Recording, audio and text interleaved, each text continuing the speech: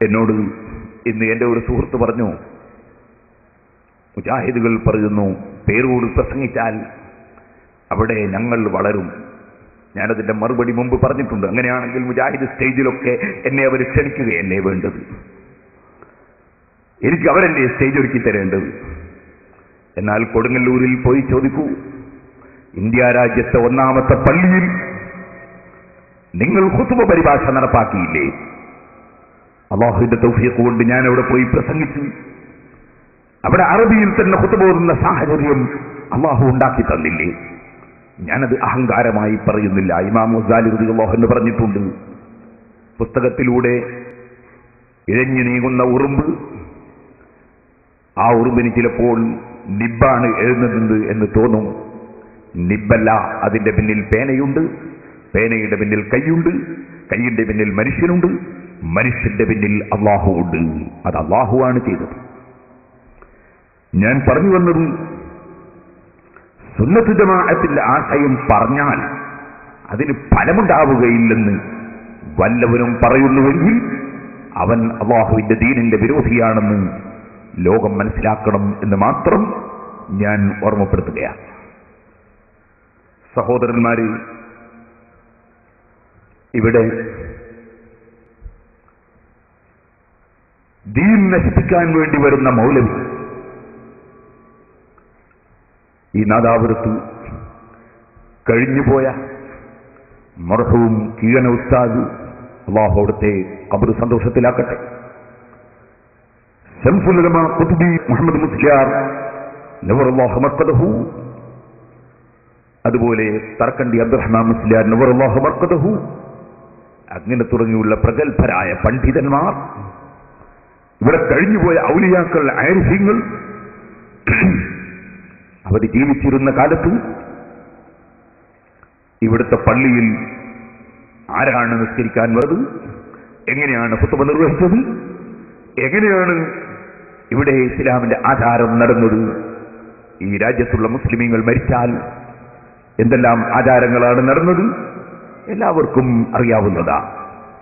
മരിച്ചാൽ ഖബറിനടുക്കൽ തൽഖീൻ ചൊല്ലിയിട്ടുണ്ട്, മയ്യത്ത് കൊണ്ടുപോകുമ്പോൾ ദിക്ർ ചൊല്ലിയിട്ടുണ്ട്, ഖുതുബ അറബിയിൽ തന്നെ നിർവഹിച്ചിട്ടുണ്ട്, പള്ളിയിൽ മൗലിദും റാത്തീബും ഒക്കെ നടന്നിട്ടുണ്ട്.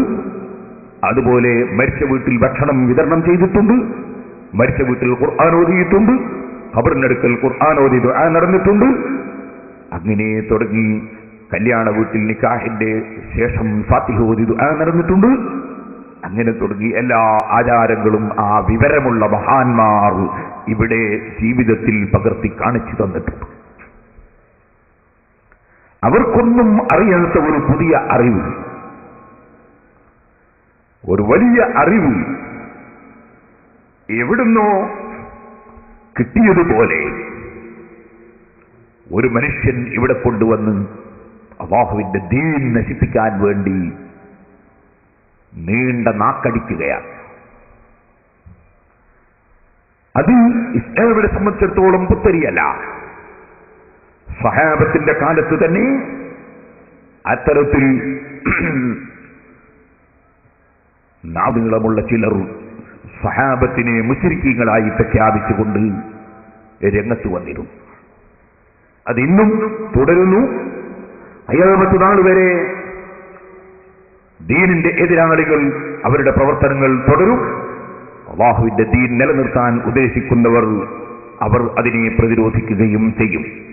ഇത് അല്ലാഹു തആല വെച്ച ഒരു സംവിധാനമാണ്. യഹൂദികൾ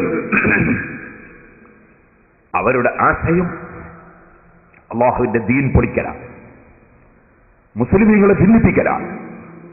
മദീനയിൽ ഔസ് ഖസ്റജ് എന്ന പേരിൽ രണ്ട് ചേരിയായി ഗ്രൂപ്പ് തിരിഞ്ഞുകൊണ്ടുള്ള യുദ്ധങ്ങൾ നടന്നിരുന്നു.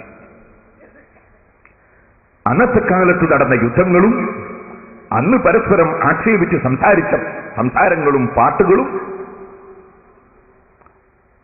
സഹാബത്തിന്റെ ഇടയിൽ വീണ്ടും ഭിന്നത ഉണ്ടാക്കാൻ വേണ്ടി യഹൂദികൾ എടുത്തിട്ടിരുന്നു. ആ സമയത്ത് കൂടുതൽ ചിന്ത വരാത്ത ചിലർ പഴയ കാലത്തുള്ള ആ ഗ്രൂപ്പ് വഴക്ക് ഓർമ്മിച്ച് പരസ്പരം ഭിന്നിക്കാൻ നോക്കുന്ന സമയത്താണ് അല്ലാഹുവിന്റെ പരിശുദ്ധ ഖുർആൻ പഠിപ്പിച്ചു വഅതസിമു ബിഹബ്ലില്ലാഹി ജമീഅൻ വലാ തഫറഖൂ വദ്കുറൂ നിഅമത്തല്ലാഹി അലൈക്കും ഇദ് കുൻതും അഅദാഅൻ ഫഅല്ലഫ ബൈന ഖുലൂബിക്കും.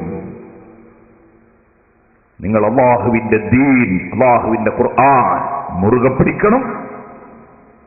എല്ലാവരും ഒരാശയത്തിൽ തന്നെ ഉൾക്കൊണ്ട് ജീവിക്കണം.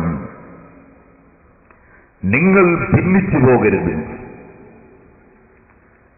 കയർ എന്നാണ് അവിടെ അർത്ഥം വരുന്ന വാചകമാണ് ഖുർആൻ പറഞ്ഞത്. കയർ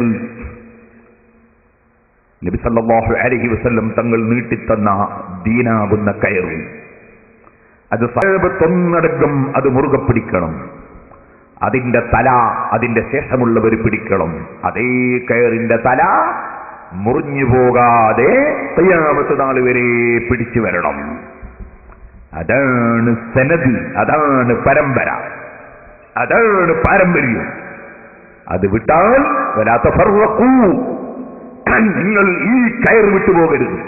കയർ വിട്ടാൽ പിന്നെ നിങ്ങൾക്ക് ബന്ധമില്ല, കണക്ഷനില്ല. ഇത് തകർക്കാനാണ് യഹൂദികളുടെ ശ്രമം. അതിന് യഹൂദികൾ ചെയ്യുന്ന പരിപാടി എന്താണ്?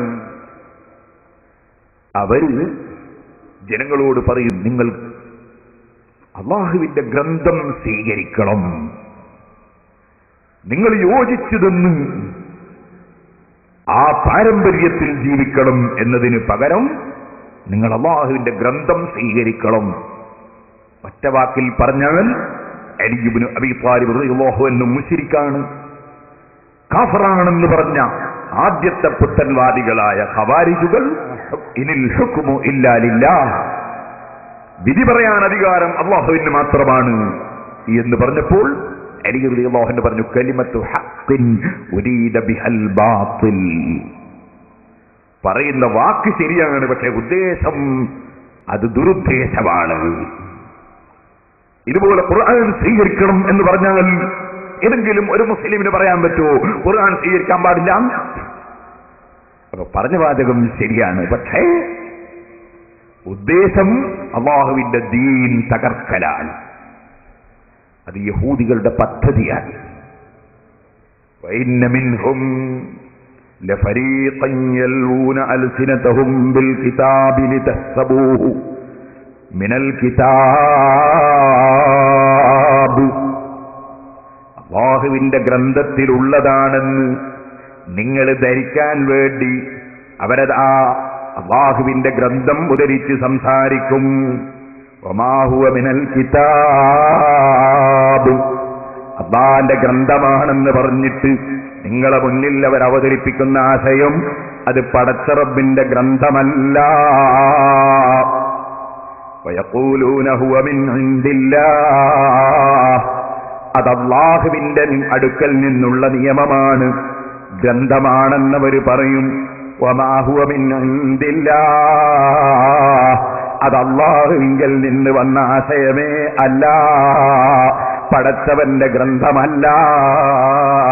വയഖൂലൂന അലല്ലാഹിൽ കദിബ വഹും യഅലമൂൻ, മനഃപൂർവ്വം അറിഞ്ഞുകൊണ്ട് പടച്ചവന്റെ ഗ്രന്ഥത്തിന്റെ പേരിൽ അവർ കള്ളം പറയുകയാണ് നബിയേ. അല്ലാഹുവിന്റെ ഗ്രന്ഥമാണ് എന്ന് പറഞ്ഞ് അവതരിപ്പിക്കും, പക്ഷേ അല്ലാഹുവിന്റെ ഗ്രന്ഥത്തിലുള്ളതും അവർ പറയുന്നതും തമ്മിൽ യാതൊരു ബന്ധവും ഇല്ല. ഇത് യഹൂദികളുടെ സ്വഭാവമാണെന്ന് ഖുർആൻ നമ്മെ പഠിപ്പിക്കുന്നു. അല്ലാഹുവിന്റെ പേരിൽ കള്ളം പറയും. ഈ കക്ഷികളെ അനുസരിച്ചാൽ പഴച്ചു പോകും. അല്ലാഹുവിന്റെ ഗ്രന്ഥത്തിലേക്ക് ആണ് അവർ വിളിക്കുക നാവ് കൊണ്ട്, പക്ഷേ ഉദ്ദേശം ദുരുദ്ദേശം. അവരെ സംബന്ധിച്ച് ഖുർആൻ പറഞ്ഞു, ഈ വിഷയം പഠിപ്പിച്ചുകൊണ്ട് പറഞ്ഞു, യാ അയ്യുഹല്ലദീന ആമനൂ, ഓ മുഅ്മിനീങ്ങളെ, ഇൻ തുതീഉ ഫരീഖം മിനല്ലദീന ഊതുൽ കിതാബ്, ആ ഗ്രന്ഥം നൽകപ്പെട്ടിട്ട് ആ ഗ്രന്ഥം തിരിമറി നടത്തുന്ന കക്ഷികൾ, ആ കക്ഷികളെ നിങ്ങൾ വഴിപ്പെട്ട് കഴിഞ്ഞാൽ യറുദ്ദൂകും ബഅദ ഈമാനിക്കും, നിങ്ങൾക്ക് ഈമാൻ കിട്ടിയതിന് ശേഷം നിങ്ങളെ അവർ തിരിച്ചു കൊണ്ടുപോകും കാഫിരീൻ, അവിശ്വാസികളായി തിരിച്ചു കൊണ്ടുപോകും. നിങ്ങൾ ആദ്യം മുഅ്മിനീങ്ങളാണ്, പിന്നെ നിങ്ങളെ ഈമാൻ നശിച്ച് നിങ്ങൾ കുഫറിലേക്ക് നീങ്ങുന്നു.